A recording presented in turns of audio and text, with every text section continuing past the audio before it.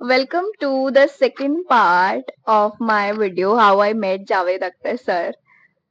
I am so excited to tell you guys the entire story that I couldn't even wait to upload this video. What happens is that now Javed Akhtar Sir is on stage and everybody is asking him questions, and I'm going to tell you the most interesting questions and answers and the humor part also. So the mic is not working and he's like, यहाँ पे भी writer की कोई सुनने वाला नहीं है. And after that we got the opportunity to ask him questions. बहुत सारा humor, बहुत सारी मस्ती, इतना fun session. मतलब वो लोग वर्कशॉप से ज्यादा उन्हें सुनने के लिए वहां पे आए हुए थे, उन्हें देखने के लिए आए हुए थे. इवन मैं भी इसीलिए गई थी. एंड वहां पे मेरे दिमाग में ना ज्यादा ग्रीड नहीं था. I don't have that much of कि भाई मुझे उनके साथ फोटो खींचनी है ऐसा कुछ, बिकॉज उससे पहले जो सिलसिला हुआ था जहाँ पे मैं उनके बगल में वॉक कर रही थी, तो आई was like I already got lucky enough. So if I somewhere, अगर मैं अपने आप को उस वीडियो में देख लूंगी कहीं पे अपलोड होगा, तो I would be more than happy, because I met him. That's what matters to me most. अब बारी आती है स्टेज पे क्वेश्चन आंसर्स की. उसमें भी समझ लो आप 400 लोग हैं, 500 मतलब 300 400 तो होंगे. अब उसमें से भी आप एक इंसान हो जिसे क्वेश्चन पूछना है, and now I am thinking in my mind, मेरे को ये पूछना है, मुझे ये पूछना है आज के टाइम पे, ये अब मैंने सोच के रखा है, बट मैं पूछती क्या हूँ उनसे. I get the opportunity. That lady जो पहले बोल रही थी, उनका क्वेश्चन खत्म ही नहीं हो रहा था. She was holding that mic like this. As long as sir is speaking to her, she was happy. उसके बाद मेरी टर्न थी.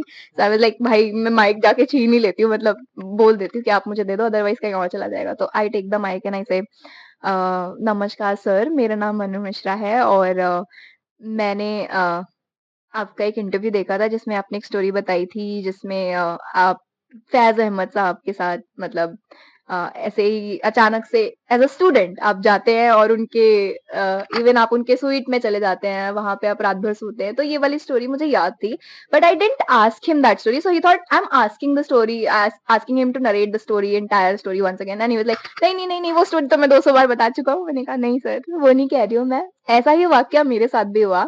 अभी जस्ट आप जब आ रहे थे तो किसी ने ध्यान नहीं दिया, बट मैं आपके बगल में चल रही हूँ, इवन बॉडीगार्ड्स भी ध्यान नहीं दे रहे हैं, मैं चल रही हूँ, और फिर आप अंदर चले जाते हैं कॉन्फ्रेंस रूम में.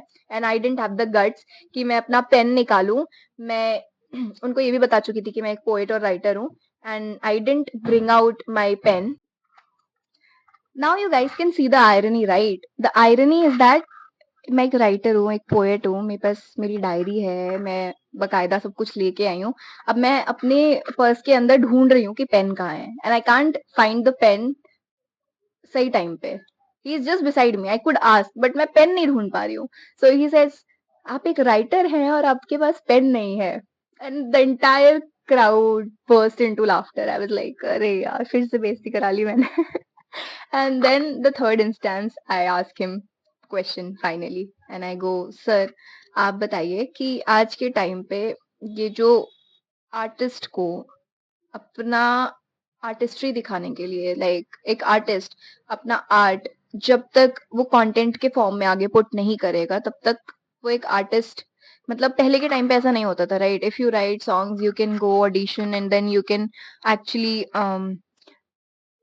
गेट योर वर्क रिकॉग्नाइज्ड, और राइट, और लाइक पहले तो ऐसा नहीं होता था, अब होता है. So because of social media and because of all that, जो एक आर्ट की कहते हैं ना वैल्यू, या फिर जो उसकी वैलिडेशन है, वो ज्यादा उससे आ रही है कि लाइक कितने हैं उस पे, कमेंट्स कितने हैं, उससे हम अपने आप को ज्यादा जज कर रहे हैं. तो मेरा क्वेश्चन ये होना चाहिए था, but what I and up asking him, terrible terrible question. I ask him, sir, आपको क्या लगता है कि जो आज के टाइम पे कंटेंट चल रहा है और आर्टिस्ट अपना कंटेंट ऐसे नहीं, मतलब अपनी, let's say I am a poet, I don't want to put out my poetries in the form of content.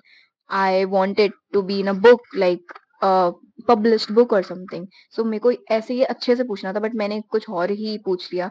And still he tried to manage somehow, and he answered with a lot of grace. He said कि आज के time पे अगर opportunities हैं एक personal brand बनाने का, और आपको उस पर्सनल ब्रांड से अपनी एक पहचान बनाने का, तो बिल्कुल ट्राई करिए. क्योंकि अगर आपके पास कोई आर्ट है, तो ऐसा तो नहीं है कि आप सिर्फ अपने लिए लिखते हो. आप लिखते हो दिमाग में ये सोच के ना कि आप कभी ना कभी तो शेयर करोगे ही किसी ना किसी के साथ. वैसे मैं ऐसा सोच के तो नहीं लिखती हूँ, बट यस, इट्स ट्रू, जब भी मैं लिखती हूँ मैं शेयर कर ही देती हूँ. तो फेयर इनफ. और भी काफी सारी चीजें उन्होंने बताई उस एक मिनट में। तो ये वाकया जो था मेरे साथ जो हुआ वो सर के साथ भी हुआ था जब वो शायद 21 साल के थे। And I am so grateful that I could experience something like that. मैं तो बाद में अपने फ्रेंड से कह रही थी कि मुझे कॉन्फ्रेंस रूम जब वो जा रहे थे अंदर ही चले जाना चाहिए था साथ में, क्योंकि nobody was paying attention. Anyway, now coming back, interesting questions. तो किसी ने सर से पूछ लिया कि सर आप ये बताइए कि क्या प्रोज और पोइट्री में सच में कोई फर्क है या नहीं है। मतलब I didn't like this guy the way he was talking. I was like भाई don't say anything to sir, don't make him angry at all. And then this person came finally, थोड़ा सा अच्छा question. He was like sir, writer block से कैसे deal करें। जैसे आप इतने प्यार मोहब्बत के गाने लिखते हैं तो आप कभी भी ऐसा नहीं होता कि आप you are running out of content, आप इतना कुछ लिख लेते हैं। और जैसा कि अभी मयूर सर कह रहे थे कि आप बहुत फास्ट लिखते हैं। तो जावेद सर गोज, आपको राइटर ब्लॉक हो रहा है इस एज में, इश्क के ऊपर आपको राइटर ब्लॉक हो रहा है इस एज में। लानत है आपके ऊपर अगर आपको इस एज में इश्क पे नहीं लिखा जा रहा है तो। Everybody started laughing at this. Even I started laughing. I was like, अरे वाह, ये क्या बात कही है सर ने। सर ने कहा कि मेरी एज में अगर मैं कहूँ तो समझ आता है, बट आपकी एज के लोग ऐसा कह रहे हैं। एंड उसके बाद फिर there was this lady, she asked sir आप ये बताइए कि या आप ये बताइए कि आप इतना अच्छा लिखते हैं, वो डेप्थ कहाँ से लाते हैं। आपकी हर बात में एक डेप्थ है, एक कनेक्शन छुपा हुआ है, आप हमसे कनेक्ट कर पाते हैं, तो वो डेप्थ कहाँ से लाते हैं। एंड ही गोज, तो मैं समझता हूँ कि ये मेरी तारीफ है, ये एक सवाल नहीं है। तो आगे बढ़ते हैं, किसी और से सवाल पूछते हैं। And he didn't take the question, he was like ये तो मेरी तारीफ है। He loves being complimented. No, I mean who doesn't. तो ये हुआ। उसके बाद एक और वाकया हुआ जो मुझे शेयर करना है। ये वीडियो भी काफी लंबी होने वाली है actually. Now it was the time कि हमें सच में ऑटोग्राफ लेना है। अब हम जाके उनके कॉन्फ्रेंस रूम के बाहर खड़े हो गए हैं। एंड जावेद अख्तर सर आते हैं। And the bodyguard being very arrogant and stuff, he goes, ma'am अभी आपको मैंने बोला कि आप फिर आके खड़े हो गए ऑटोग्राफ के लिए। मैंने कहा मैं तो साइड में खड़ी हूँ, आप इतनी देर से तो कुछ नहीं बोल रहे थे। एंड जिस साइड में मैं खड़ी थी उसी साइड से सर जाने वाले थे। He goes, ma'am please, I don't want to be rude और एनीथिंग, आप हट जाओ। मैं हट गई प्यार से। उसके बाद फिर उनका शायद फोर्थ फ्लोर पे कोई कॉन्फ्रेंस था। He went on the fourth floor. अब हम 4-5 लोगों का ग्रुप बन गया है जिनको भी ऑटोग्राफ लेना है, जो सच में लाइक सच में फैंस हैं। बाकी सब तो चले गए थे। तो हम 4-5 लोग very seriously we go on the fourth floor. सारे गेट्स क्लोज्ड, हमें एक तरह के तरीके से बाहर के साइड लॉक कर दिया गया है। तो हम सीढ़ियों पे बैठे हैं। हम प्रॉपर, जैसे आर्टिस्ट तो होते ही ऐसे हैं, हमारा मिजाज ही ऐसा होता है कि हम कहीं पे भी पोएट्री शुरू कर सकते हैं। तो हम सबके सब अपनी अपनी पोएट्री सुना रहे हैं, सबके सब अपनी पोएट्री सुना रहे हैं। सब एक्साइटेड है कि भाई क्या मजे आ रहे हैं, लोग हैं, श्रोता हैं हमारे पास सुनने वाले। तो सब अपनी अपनी शायरी सुना रहे हैं, मैं भी अपनी अपनी शायरी सुना रही हूँ। शायरी तो नहीं, मतलब जो भी पोएट्री मैंने लिखी मैं सुना रही हूँ।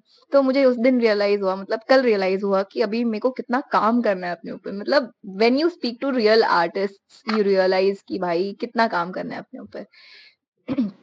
देन ये तो पहला वाक्य था। अभी दूसरा वाक्य ये है कि I finally got the autograph, and I took his blessings also, touched his feet and got the blessings. Uh, the thing is that the people we admire, the people we love, they're getting old, and life is so uncertain. We never know what is going to happen next. So I'm really glad that I took the leap and I went ahead.